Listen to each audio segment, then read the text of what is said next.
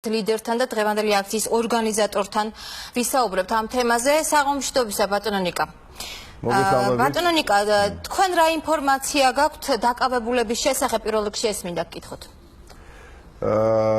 რა ინფორმაცია გვაქვს? ინფორმაცია გვაქვს დაახლოებით 13 ადამიანი, 13 აქციის მონაწილე არის დაკავებული, სხვადასხვა ადგილებში ყავთ გადაყვანილი.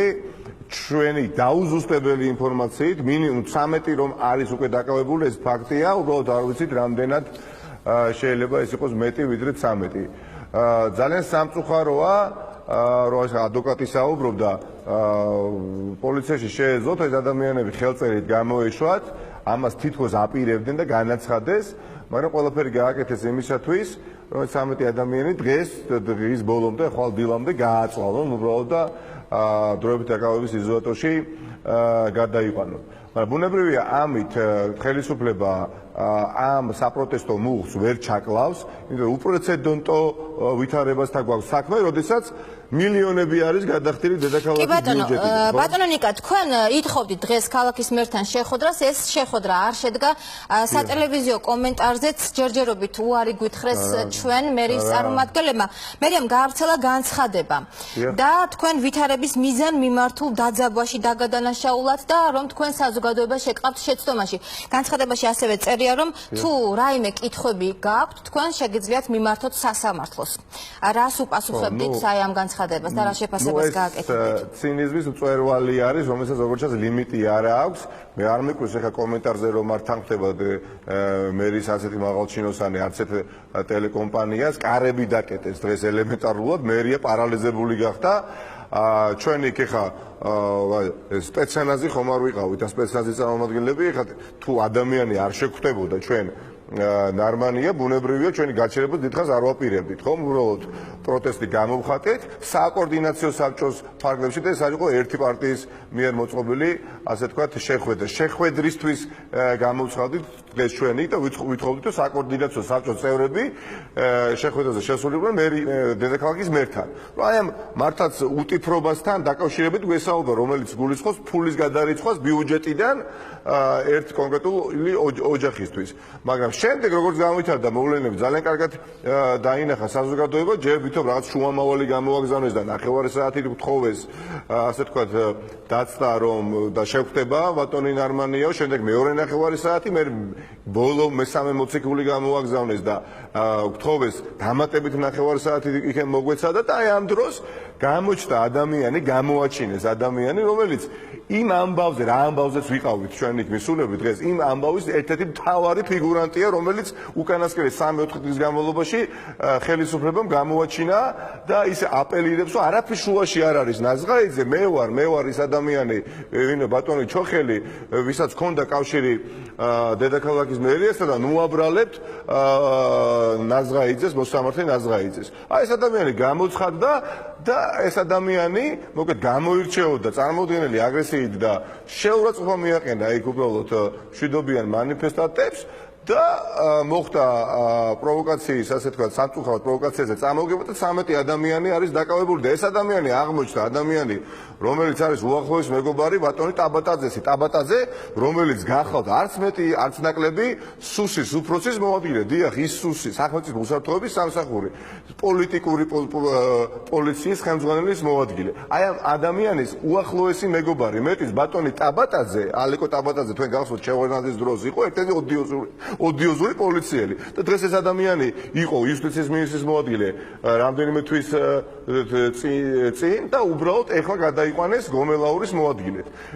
ეს ადამიანი არის მეჯვარე ამ ბატონი ჩოხელის. ანუ არა მხოლოდ სუსთან კავშირზე მყოფი ადამიანი გამოცხადდა და არა მხოლოდ უბრალოდ ადამიანი, რომელიც ფიგურანტია ამ საქმეში, არამედ სუსის მაღალჩინოსნის მეგობარი მოგვიძახეს. ბატონო, თქვენ სუსთან ერთად დაადანაშაულეთ ლევან გვაზავაც, რომელიც გამოეხმაურა თქვენს განცხადებას მე მინდა წაგიკითხოთ ციტატა ბატონო ნიკა. მინდა მელიას უცნაურ გამოხტომას ჩემს წინააღმდეგ გამოვეხმაურა და განვაცხადო, რომ პოლიტიკურ ინტრიგებში და სატელევიზიო შოუებში მე მას არ ავყვები, ეს ჩემი საქმე არ არის. ნიკა მელიას ვურჩევ ამ კონტექსტში ჩემი სახელის ხსენებას დღევანდელ რეჟიმს ებრძოლოს. მე პოლიტიკური გემოვნების ან შეხედულების მიხედვით მეგობრებს არც ვიძენ და არც ვკარგავ.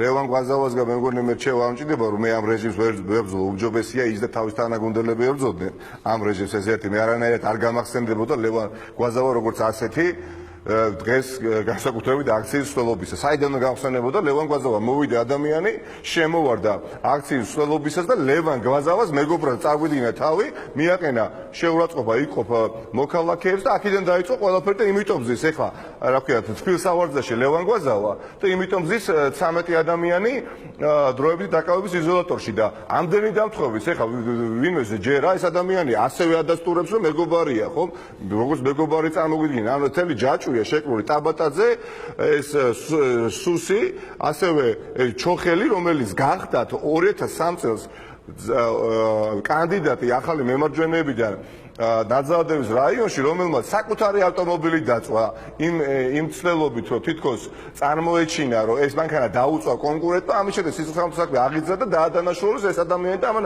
აღიაროს საკუთარი მანქანა პოლიტიკური დივიდენდების მოსაპოვებლად თავად დაწვა.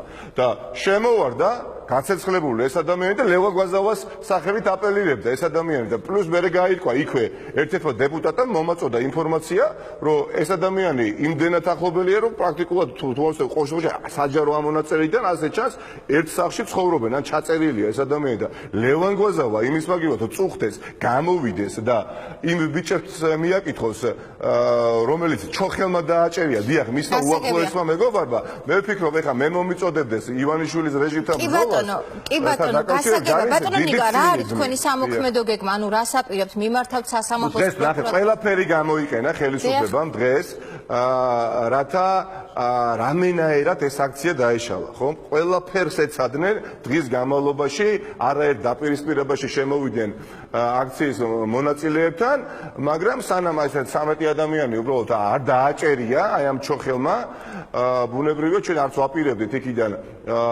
წამოსვლა, სანამ ელემენტარულად პასუხს მაინც გაგვაგებიებდა დედაქალაქის მერია. მაგრამ ნუ ეხლა მისახედი ყავს ეს 13 ადამიანი, არც კი ვიცით რამდენია 13 თუ 15. ამის შემდეგ დღეს საკოორდინაციო საბჭო მორიგ შეხვედრას გამართავს დღეს გვიან საღამოს, დავგეგმავთ მომდენო სამოქმედო ასე თქვა ნაბიჯებს და ბუნებრივია არ ვაპირებთ. პირდაპირ გეუბნებით, არ ვაპირებთ დედაქალაქის მერიას შევარჩინოთ ის დანაშაულებრივი ქმედება, რომელიც გამოიხატა მილიონების გადარიცხვა ბიუჯეტიდან ერთ კონკრეტული ოჯახისთვის და ამ ამბავს ბუნებრივია ყოველ დღე გამოვეხმაურებით მანამ სანამ ან არ დაიჯება ის ვის დასაჯელია ან ნარმანია არ გამოვოთ ახსა გამარტებას არ მისცემს საზოგადოებას გასაგებია ბატონო ჯობია მოქალაქეებს ჩააბაროს ანგარიში ვიდრე მას მოუწიოს პროკურატურაში დიდი მადლობა ძალიან დიდი მადლობა კარგით მადლობთ ნიკა მელიას